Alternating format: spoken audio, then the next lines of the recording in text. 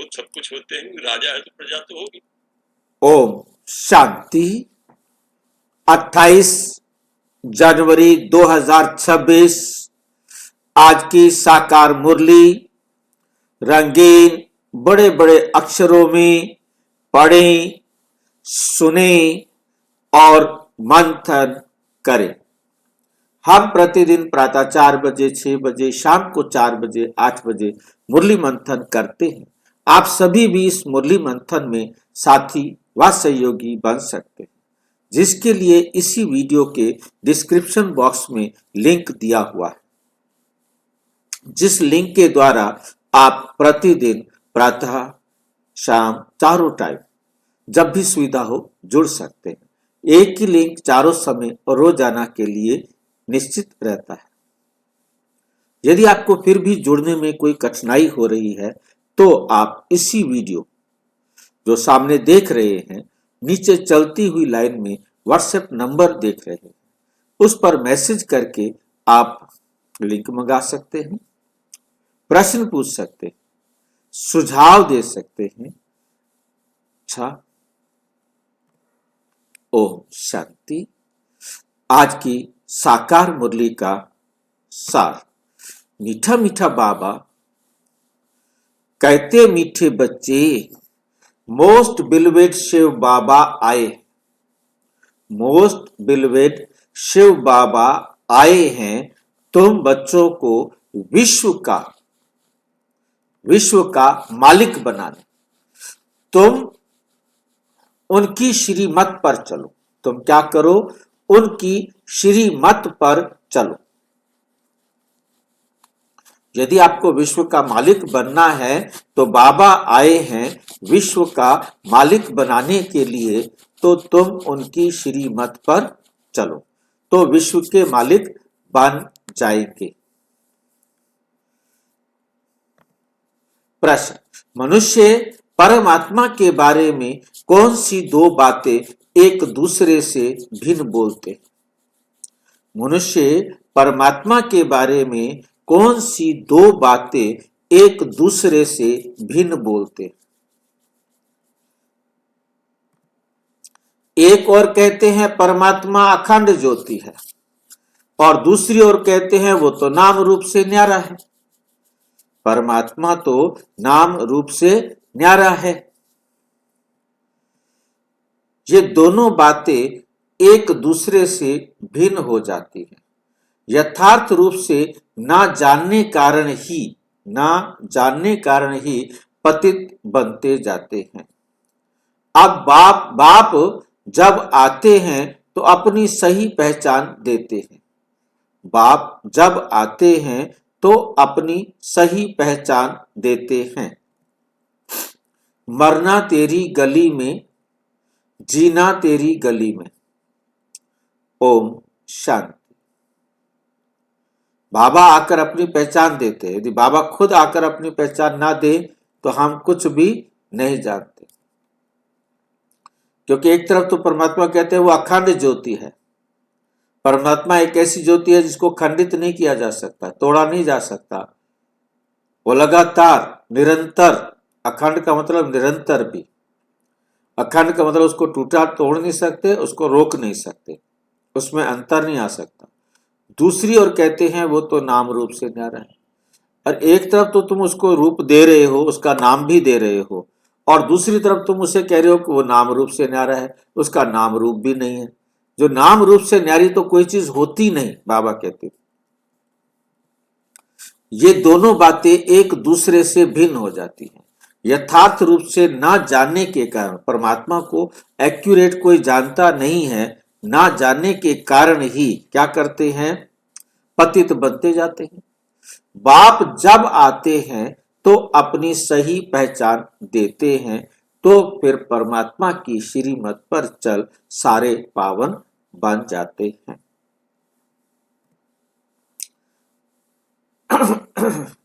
गीत है मरना तेरी गली में, जीना तेरी गली में। ओम शांति। बच्चों ने गीत सुना। जब कोई मरते हैं तो बाप के पास जन्म लेंगे। कहने में यही आता है कि बाप के पास जन्म लिया, मां का नाम नहीं लेंगे, मां का नाम नहीं लेंगे, बाप के पास जन्म लिया। बधाइयां भी बाप को दी जाती हैं। अभी तुम बच्चे जानते हो कि हम आत्माएं हैं, वे हो गई शरीर की बात। दुनिया में तो शरीर की बातें होती हैं, शरीर ने जन्म लिया, शरीर का बाप सामाजिक होता है, हमें उसे बाहर की सारी दुनिया से मिलना होता है। माताएं तो हद में रहती थी, तो इसलिए समाज के अंदर पुरुष को ही जाकर मुबारक दी जाती थी, बधाई दी जाती थी। वह है शरीर की बात।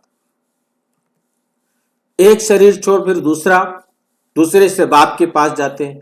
एक शरीर छोड़ा तो दूसरा जन्म लेंगे तो दूसरा मां बाप बनेंगे। तुमने 84 जन्मों में 84 साकारी बाप लिए। वास्तव में असुल हो निराकार बाप के बच्चे। तुम आत्मा परम पिता परमात्मा के बच्चे हो। रहने वाले भी वहां के हो, जिसको निर्वाण धाम, परम धाम, शांति धाम, मुक्ति धाम, ब्रह्मलोक कहते हैं। असल तुम वहां के रहने वाले हो। बाप भी वहां रहते हैं। जहां आकर तुम लौकिक बाप के बच्चे बनते हो, तो फिर उस बाप को भूल जाते हो, सतयुग में भी तुम सुखी बन जाते हो, तो उस पारलौकिक बाप को भूल जाते हो, सुख में उस बाप को कोई सिमरण नहीं करते, दुख में याद करते हैं, और याद भी आत्मा करती है। जब लौकिक बाप को याद करते हैं तो बुद्धि शरीर तरफ रहती है। तो बुद्धि कहां रहती है? शरीर तरफ रहती है। ये बाबा उनको याद करेंगे तो कहेंगे, ओ बाबा। हैं दोनों बाबा, राइट अक्षर बाबा ही है। ये भी फादर, वे भी फादर। आत्मा उस रूहानी बाप को याद करती है तो बुद्धि वहां जाती है।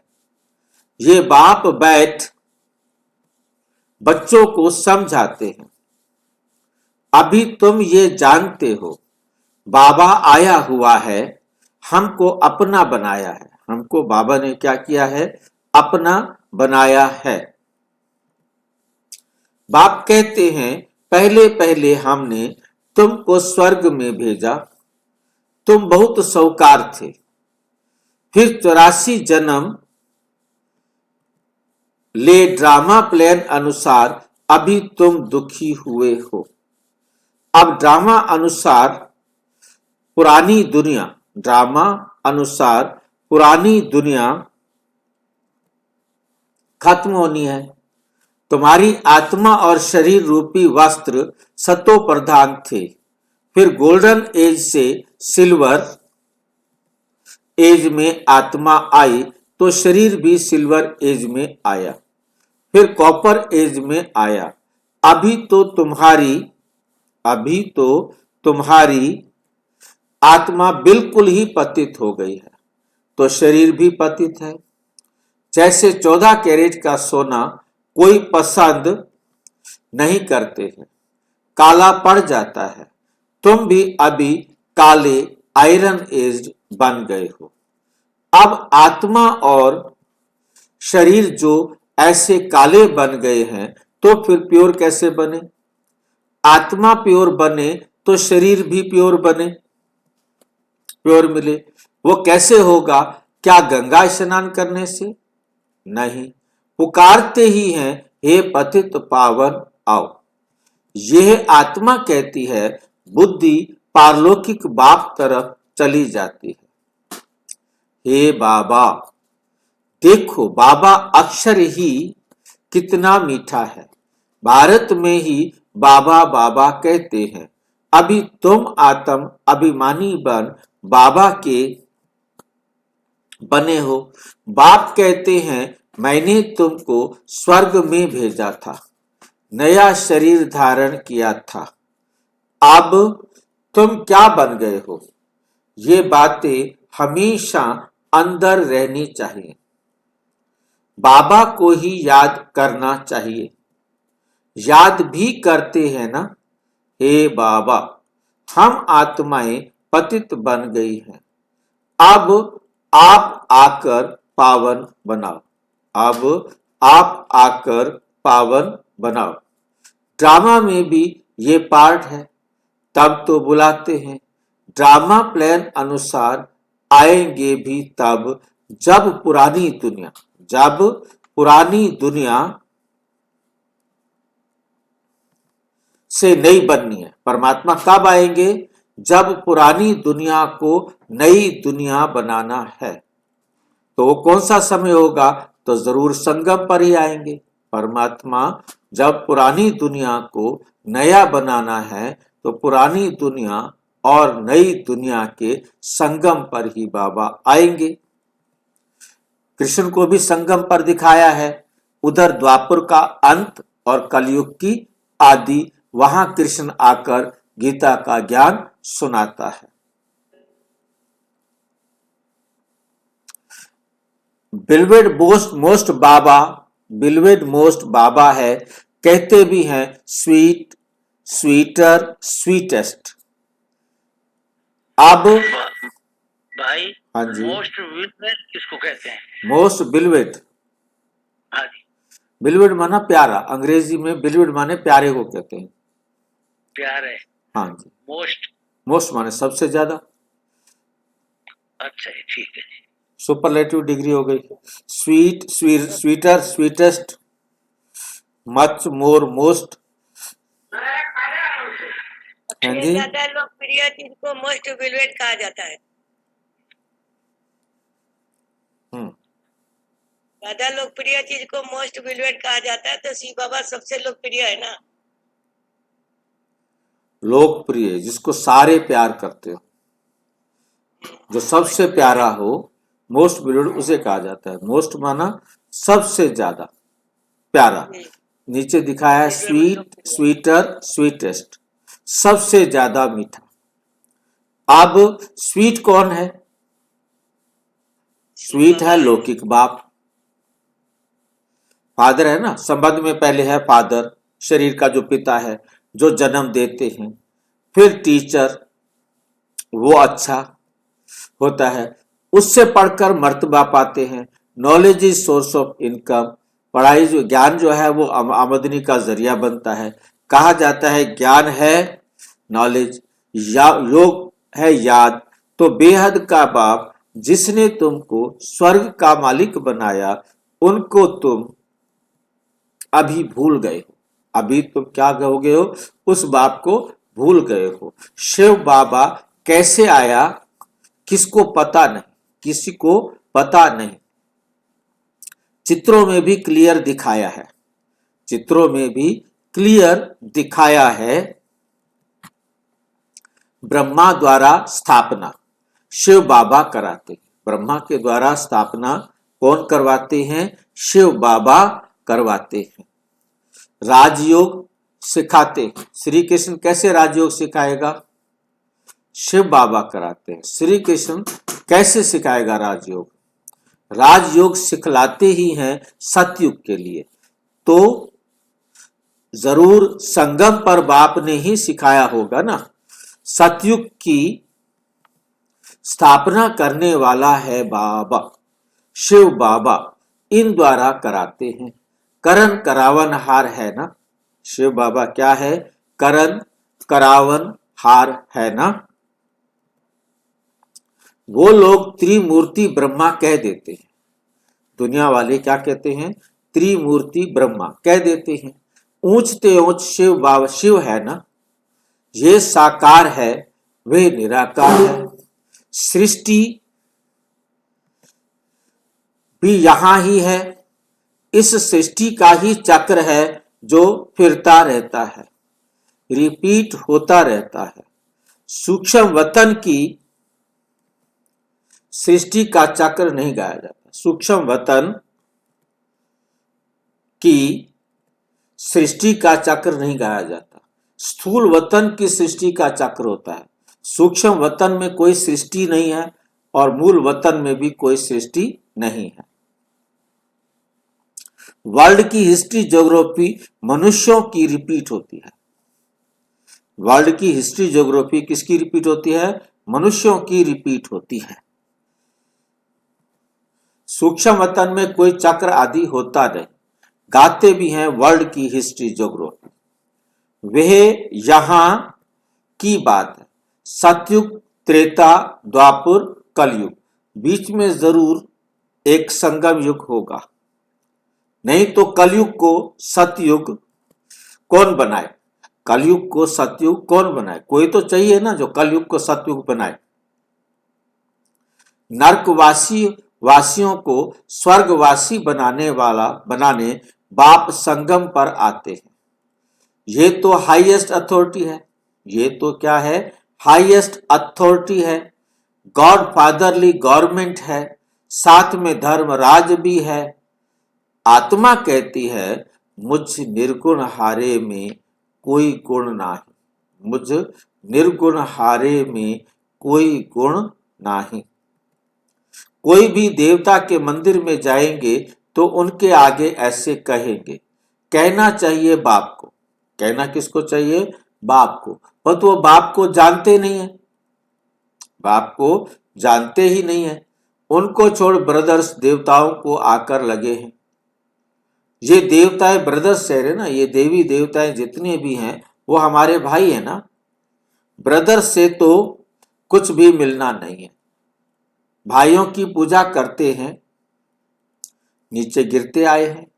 अब तुम बच्चे जानते हो बाबा आया हुआ है, उनसे हमको वर्षा मिलता है।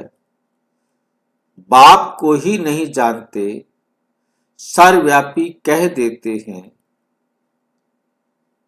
अब बाप को जाने तो ये ज्ञान निकले।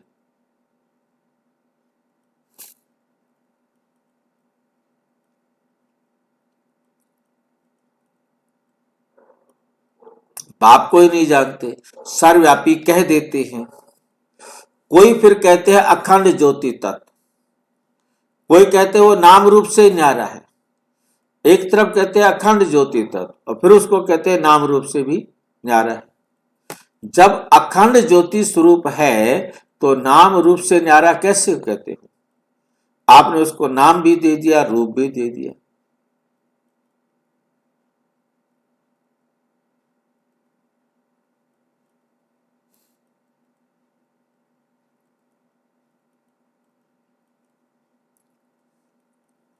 बाप को ना जानने के कारण पतित बन जाते हैं। तमो प्रधान भी बनना ही है।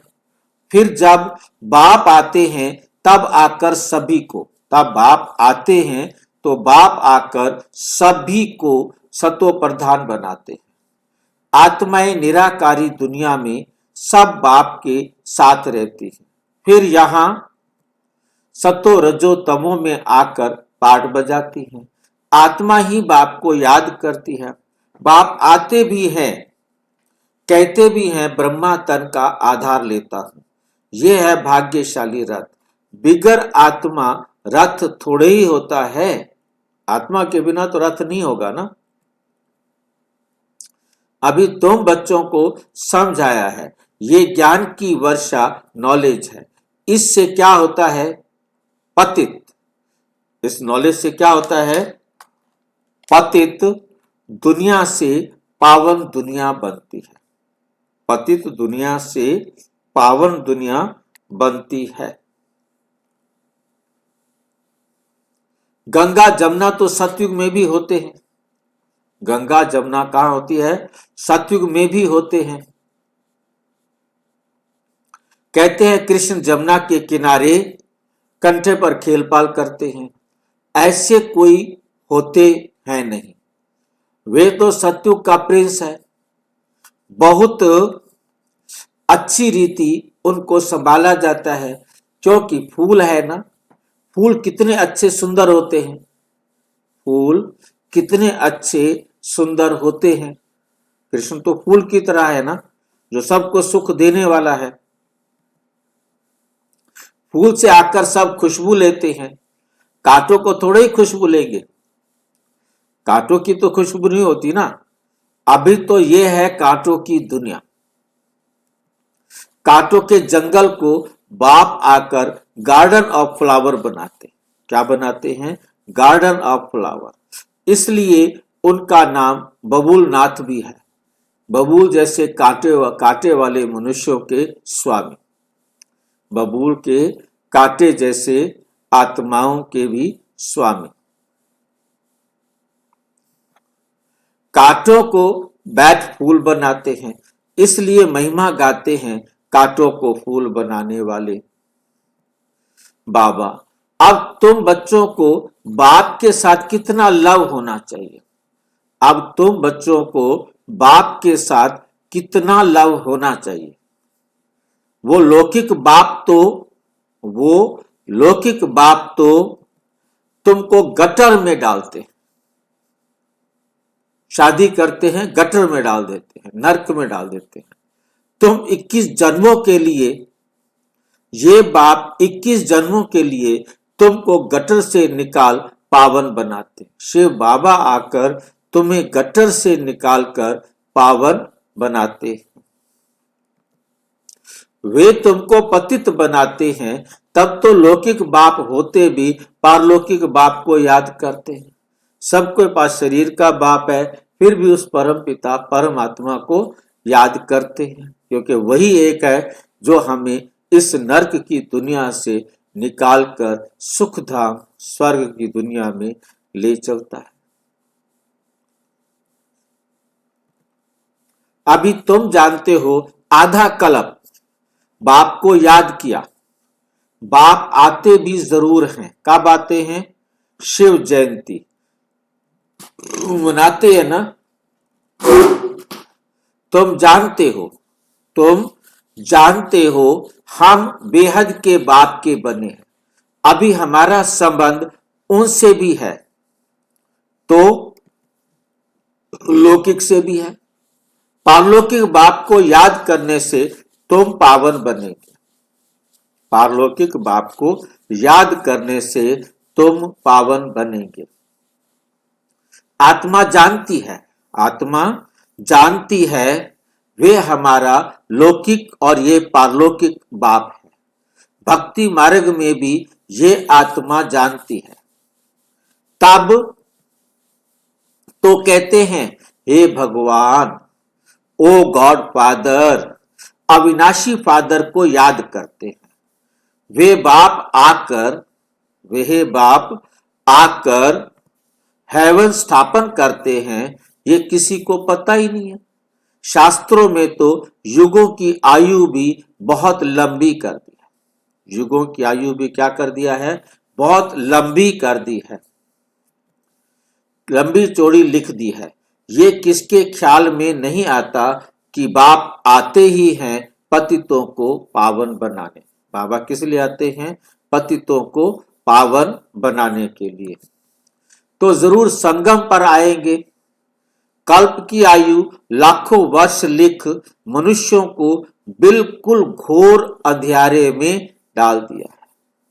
कल्प की आयु क्या लिख दिया है? लाखों वर्ष लिख, और मनुष्यों को बिल्कुल घोर अंधियारे में डाल दिया है। धक्के खाते रहते हैं बाप को पाने के लिए। कहते हैं जो बहुत भक्ति करते हैं तो भगवान मिलता है। सबसे जास्ती भक्ति करने वाले को जरूर पहले मिलना चाहिए। जो सबसे ज्यादा भक्ति करते हैं तो जरूर पहले मिलना चाहिए। बाप ने हिसाब भी बताया है, सबसे पहले भक्ति तुम करते हो, तो तुमको ही पहले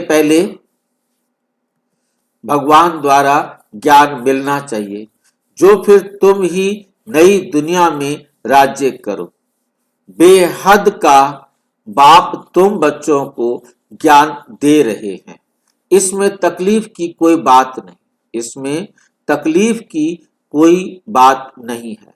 बाप कहते हैं, तुमने आधा कल्प याद किया, सुख में तो कोई याद करते ही नहीं। अंत में जब दुखी हो जाते हैं तब हम आकर सुखी बनाते हैं। अभी तुम बहुत बड़े आदमी बनते हो।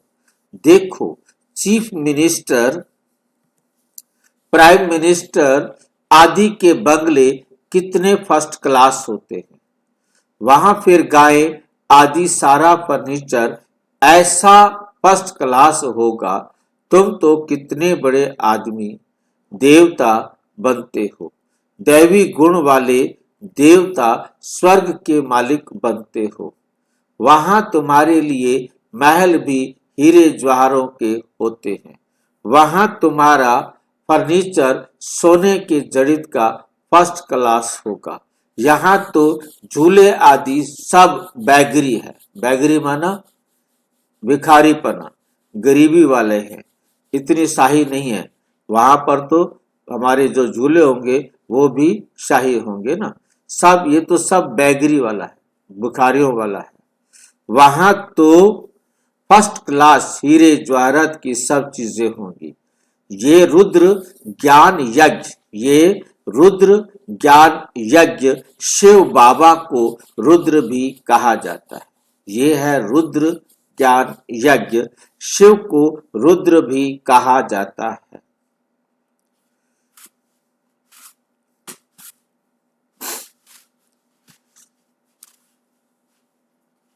कहते हैं जब भक्ति पूरी होती है तो फिर भगवान रुद्र यज्ञ रचते हैं। जब भक्ति पूरी होती है तो भगवान रुद्र यज्ञ रचते हैं। शिव बाबा आकर यज्ञ रचते हैं। ये भक्ति मार्ग में भी कहा जाता है कि फिर भगवान रुद्र यज्ञ रचते हैं। सतयुग में यज्ञ अथवा भक्ति की बात ही नहीं। इस समय ही बाप ये अविनाशी रुद्र ज्ञान यज्ञ रचते हैं, जिसका फिर बाद में गायन चलता है। जिसका फिर बाद में गायन चलता है। भक्ति तो सदैव तो नहीं चलती ना। भक्ति और ज्ञान, भक्ति है रात, ज्ञान है दिन। सतयुग त्रेता ज्ञान चलता है, द्वापुर कलयुग भक्ति चलती है। तो बच्चों का बाप के साथ कितना लव होना चाहिए। सोचो, बच्चों का बाप के साथ कितना लव होना चाहिए।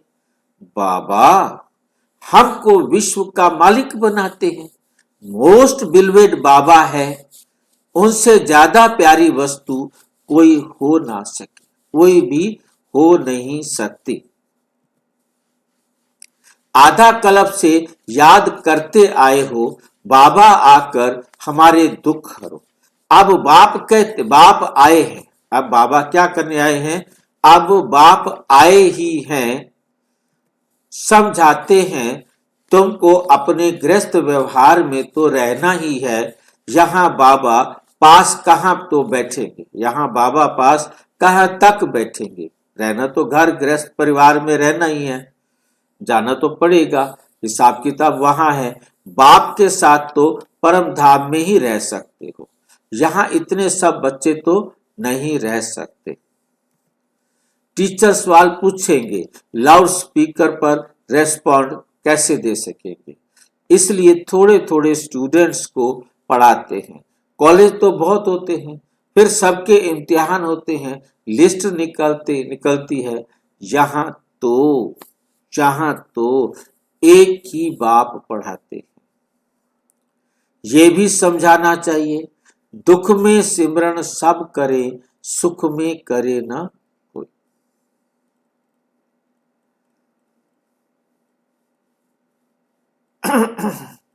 पारलौकिक बाप को दुख में सिमरन सब उस पारलौकिक बाप को करते हैं। इस शरीर के बाप को कोई याद नहीं करता।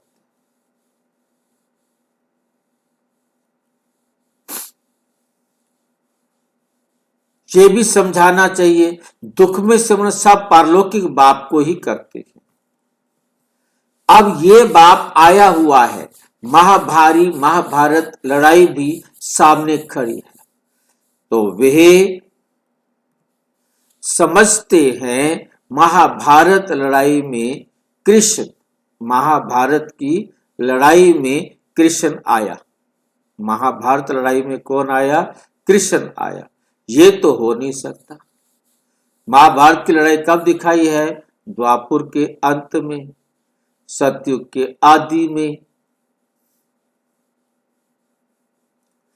ये तो बाबा कहते हो नहीं सकता।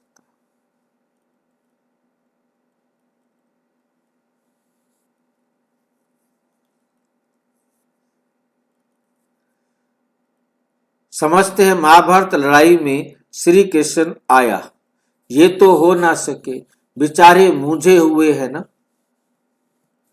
फिर भी कृष्ण कृष्ण याद करते रहते हैं। अब मोस्ट बिलवेड शिव बाबा भी है तो श्री कृष्ण भी है, परंतु वह है निराकार, वह है साकार। निराकार बाप सब आत्माओं का बाप है ही, है दोनों मोस्ट, है दोनों मोस्ट बिलवेड, सबसे ज्यादा प्यारे।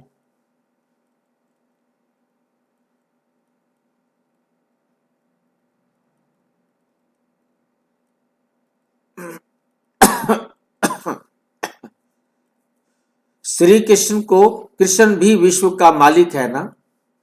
अभी तुम जज कर सकते हो जास्ती प्यारा कौन? शिव बाबा ही तो ऐसा लायक बनाते हैं। श्री कृष्ण क्या करते हैं? बाप ही तो उनको ऐसा बनाते हैं। तो गाय, हाँ जी, भाई जी हाँ बोलो।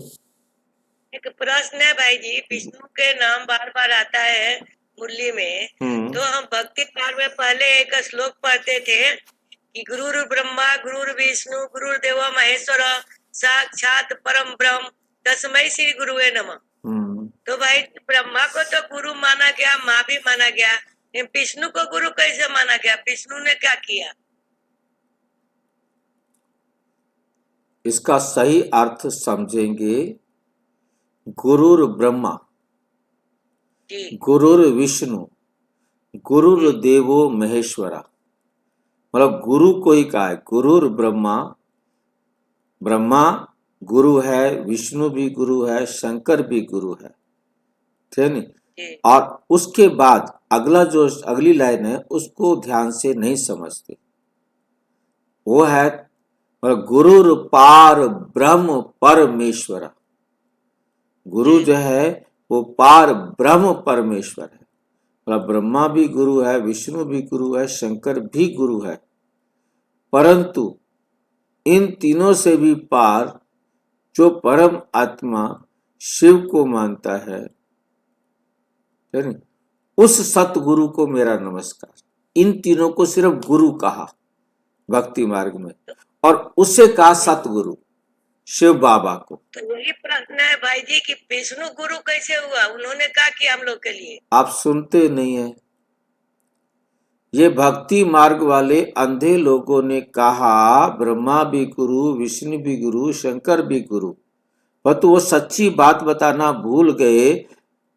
गुरुर साक्षात पार ब्रह्म परमेश्वर, साक्षात जो सतगुरु है, तस्मै श्री सतगुरुवे नमः, उस सतगुरु को मेरा नमस्कार।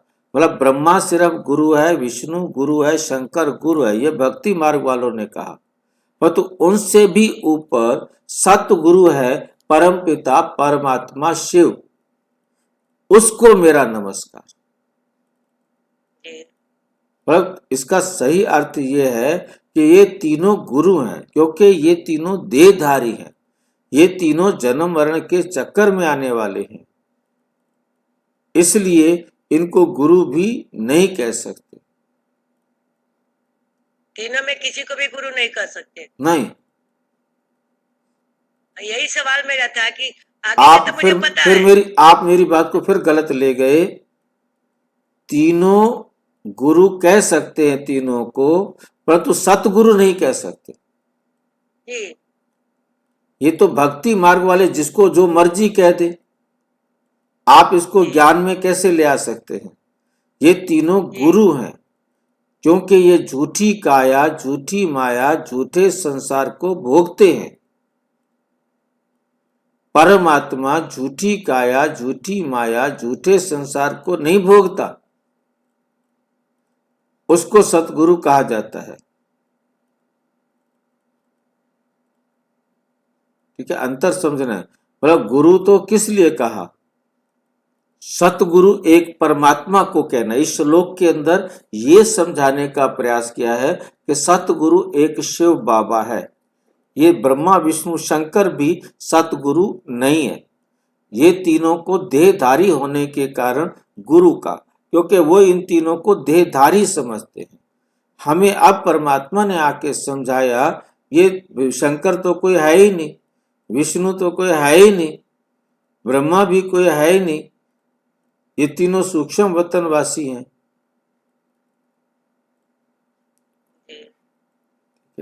और अर्थ उसका कुछ और है, उनको सही अर्थ नहीं समझ में आया, तो जिसके कारण कंफ्यूजन होता है कि परमात्मा दिल्ली से आ रहे हैं तो इधर से चले तो इधर से गैस मिल जाएगी।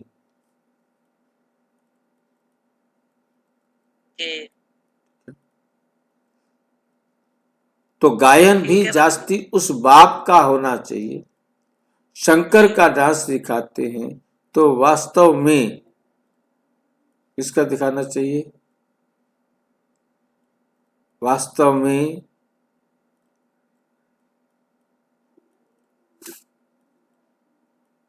तो गायन भी जास्ती उस बाप का है, शिव बाबा का।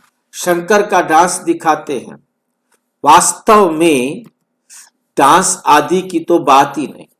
बाप ने समझाया है, तुम सब पार्वतियां हो, हम सबको बना दिया पार्वतियां। ये शिव बाबा अमरनाथ तुमको कथा सुना रहे हैं, वो है वॉइसलेस, निर्विकारी दुनिया।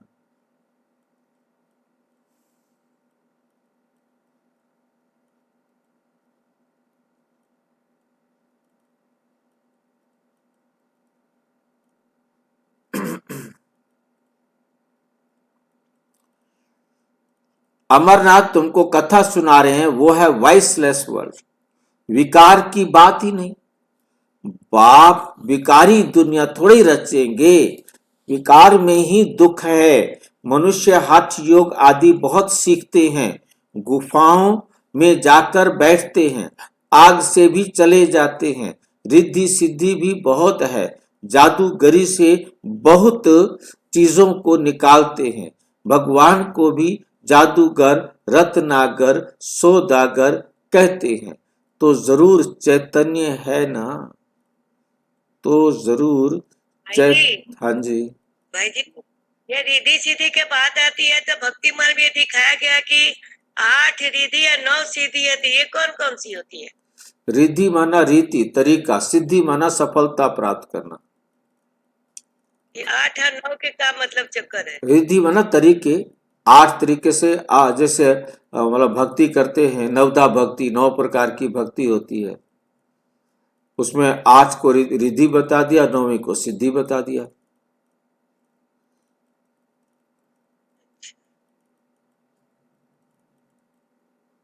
ठीक है भाई जी। रत्नागर, सौदागर कहते हैं, तो जरूर चैतन्य है ना? कहते भी हैं मैं आता हूं, जादूगर है ना? मनुष्य को देवता बैगर से प्रिंस बनाते हैं, मनुष्य को देवता बैगर से प्रिंस बनाते हैं। ऐसा जादू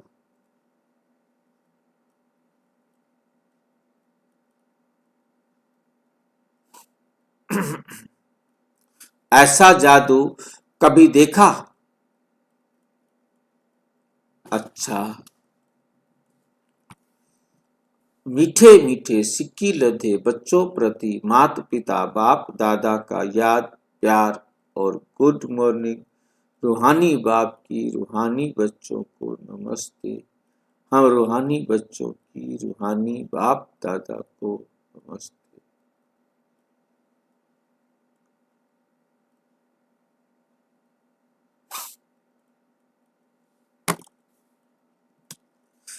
रूहानी बाप की रूहानी बच्चों को नमस्ते। हम रूहानी बच्चों की रूहानी बाप दादा को नमस्ते। धारणा के लिए मुख्य सार। नंबर 1, फूलों के बगीचे में चलना है। फूलों के बगीचे में चलना है, इसलिए खुशबूदार फूल बनना है।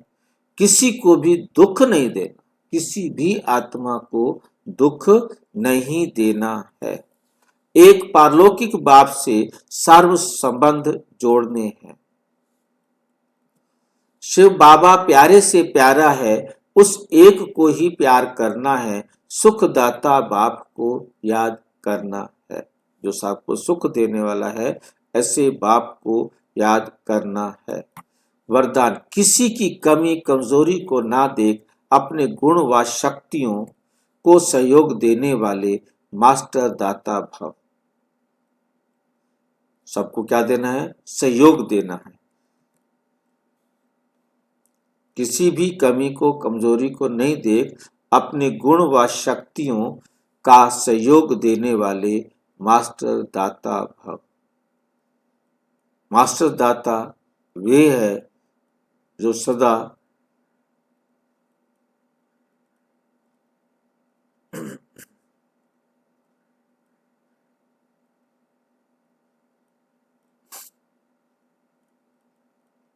इस रूहानी भावना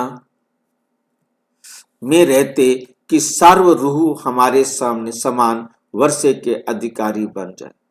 किसी की भी कमी ना रहे, कमजोरी ना देख वह अपने धारण किए हुए गुणों का, शक्तियों का सबको अवसर दो। समझेंगे?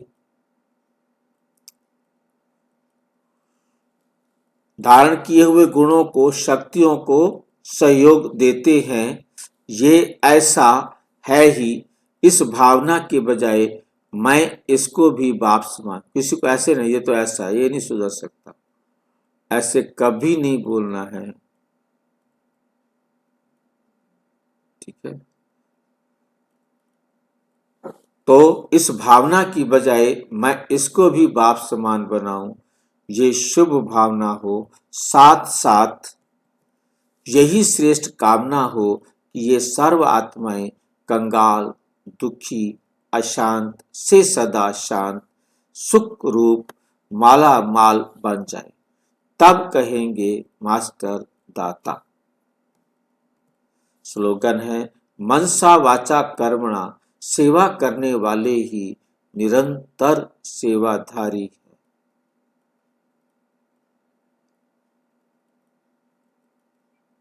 भाई इसका अलग अलग बताना, मनसा वाचा कर्म। मनसा, मन से जो है ना, हम विचारों से जो सेवा करते हैं, अच्छे संकल्प करते हैं, सबके बारे में, सबका कल्याण सोचते हैं, कैसे उनका कल्याण हो सकता है, उनको वो विधि बताते हैं। तो बताएंगे, बोलेंगे तो वाचा हो जाएगा, मनसा में होगा, संकल्प में हो जाएगा। फिर हम अपने जीवन में अच्छे गुणों को धारण करके अपने व्यवहार से दूसरों को लगता है, हाँ ये तो बहुत अच्छे हैं, इनका व्यवहार बहुत अच्छा है, ये बहुत दिल से मिलकर बात करते हैं। मतलब जैसा व्यवहार करे उस हिसाब से हमें उसको नाम देना। अच्छा। तो मनसा वाचा कर्मणा, 3 प्रकार की सेवा करने वाले ही निरंतर सेवाधारी हैं।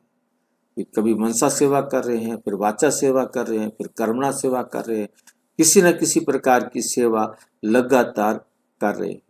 उनके हर श्वास में सेवा समाई हुई। ठीक। अव्यक्त इशारा है, इस अव्यक्त मास में बंधन मुक्त रहे जीवन मुक्त स्थिति का अनुभव करो। एक तो बंधन मुक्त रहते हुए और जीवन मुक्ति का भी क्या करना है? अनुभव करो। पहले अपनी देह से, देह के संबंध से और पुरानी दुनिया की स्मृति से मुक्त बनो। देह से, देह के संबंध से और पुरानी दुनिया की स्मृति से मुक्त बनो।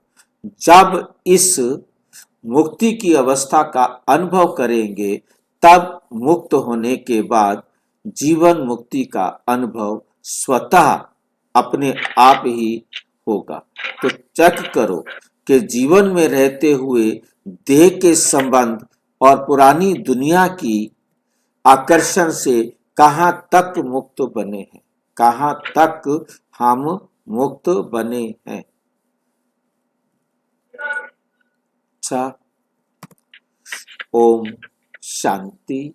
और विस्तार से जानने के लिए प्रजापिता ब्रह्मा कुमारी ईश्वरीय विश्वविद्यालय के किसी भी सेवा केंद्र पर संपर्क करें और यदि कोई प्रश्न है तो 9213106986 पर RTI या टेलीग्राम करें 9650692270 पर केवल व्हाट्सएप करें, फोन नहीं। ओम शांति।